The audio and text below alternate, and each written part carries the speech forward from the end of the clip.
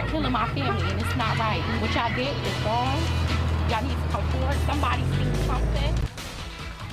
Right now on News 4 at 11, family and friends of a hit-and-run victim make a desperate plea for the suspect to come forward. How the community is standing in solidarity. I love to hear young people getting involved in politics. Plus, Congressman Chris Collins responds to his challenger. Hear from the representative and the 26-year-old looking to unseat him. And it was a beautiful weekend, especially today. A little breezy, but a whole lot of sunshine. I am tracking a little bit of wet weather on the way this week. We'll time that out in your 4-1 forecast. Live in high definition. This is Western New York's news leader. Now, News 4 at 11. If anybody knows something, please come forward. A grieving mother needs your help. 40-year-old Ramona Sanders died Thursday night in a hit-and-run crash on the east side. Good evening, everyone. Police have not been able to find the driver. Tonight, family and friends gathered to remember Sanders at a prayer vigil. News 4's Rachel Monjovi shows us their call for help. Rachel? Well, Cal, and Buffalo police have little to go by other than a grainy picture of the vehicle. The family is calling on the driver of the car to turn themselves in so justice can be served. Please, I urge you turn yourself in. Somebody, please. Please. Oh, my God. Family members and friends of Ramona Sanders are pleading for people to come forward. Sanders was hit and killed by a car Thursday night at the corner of Donovan and East Ferry Street. The driver left the scene and hasn't been found. There's no justification for taking a life by any means, even if this was an accident. Enough of this thinking that we are entitled to take another person's life. Buffalo police say the vehicle was a light gray 4-door SUV crossover. Investigators say the driver didn't slow down after hitting Sanders. Y'all killing my family, and it's not right. What y'all did is wrong. Y'all need to come forward. Somebody seen something. Y'all need to tell. It's wrong. Sunday night, family and friends held a prayer vigil in memory of their loved one.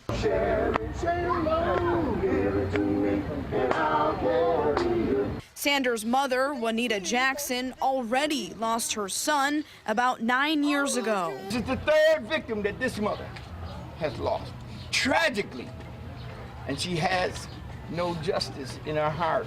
The family is calling on the entire community for any information. They want justice and closure for this mother of 6. I would just like for the person that did this to my mother to be found. We really hurt. We is really hurt right now. If anyone has any information about the crash, you're asked to contact Buffalo Police. The family has set up a GoFundMe page for funeral expenses.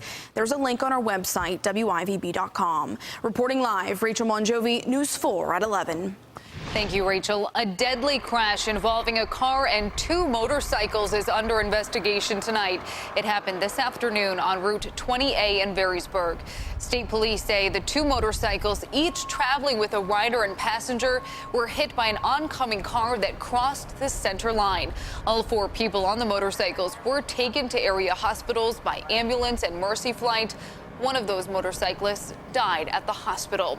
We are working to find out the condition of the others involved, including the driver of the vehicle.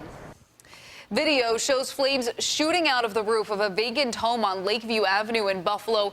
It broke out around midnight. Now this 2-alarm fire is under investigation. Crews on the scene tell News 4 witnesses saw people leaving the house around the time the fire started. They believe a party was happening there. The fire department says the home caught on fire, spreading to a garage on the same property and a nearby cottage. Witnesses also thought there was a meth lab in the building because they heard some sort of explosion, causing concern for crews when they arrived. What we did was kind of attacked it from an angle, so wherever we heard it, we were witness to one explosion or one boom that was here, and we kind of went at it from an angle, not straight on. Scary in the sense that we're the fire department and we do see these things. And I don't really mean scary, geez, let's get out of here. I mean, let's be a little cautious here. let's watch what we're doing. There could be something in there.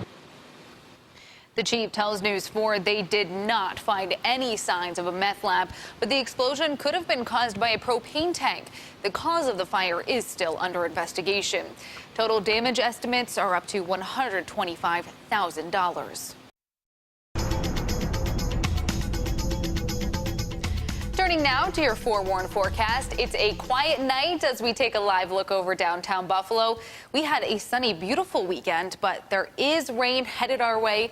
Forward meteorologist Andrew Baglini joins us with the first look at your forecast. Andrew? Yeah, Callan, what a weekend we had. Spectacular, sunny, and not overly hot. Remember last week, really muggy out there, especially Thursday and Friday, but that cold front swept that mugginess away, and we got to enjoy some nice sunshine and comfortable temperatures. Here's a look outside at our downtown Buffalo on our 1 Seneca cam. It's a pretty clear evening, pretty quiet out there, but we are starting to see a few clouds drifting on in. No rainmakers quite yet, but as we pull back a little bit, we do have this moisture moving our direction, and that is going to bring a few showers getting into the week tomorrow, but they're going to take their time getting here. Your morning commute looking pretty good. Temperatures outside, we're still holding on to the low 70s along the Niagara frontier. A little bit cooler in the southern tier right now in the lower 60s. And those are the cooler spots where we might see a bit of patchy valley fog. The breeze has noticeably backed off from earlier this afternoon. Was a very breezy day, but again, that took the edge off that sunshine.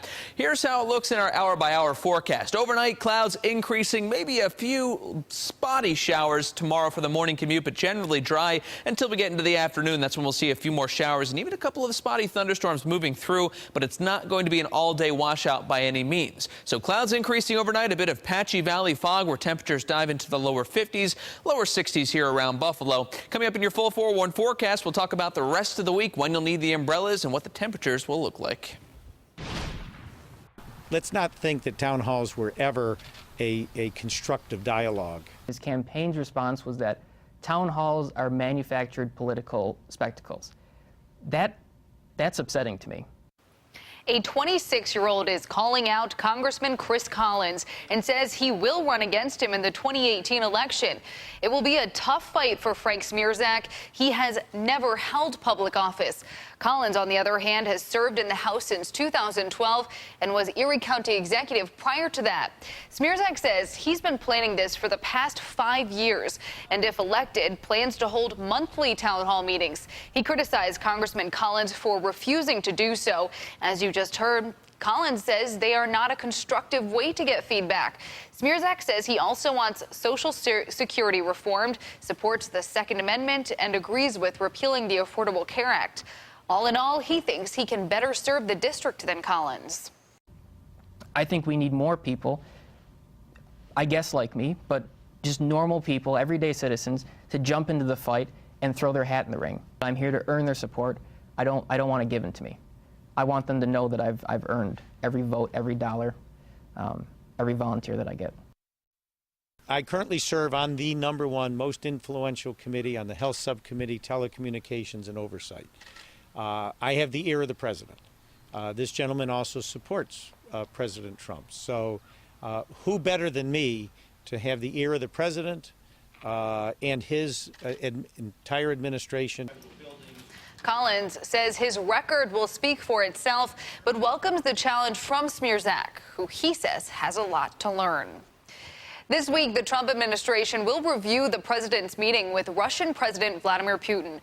Tonight, reports are surfacing that members of the president's family met last year with a Russian lawyer who promised them, quote, damaging information on Hillary Clinton. Weijia Zhang reports.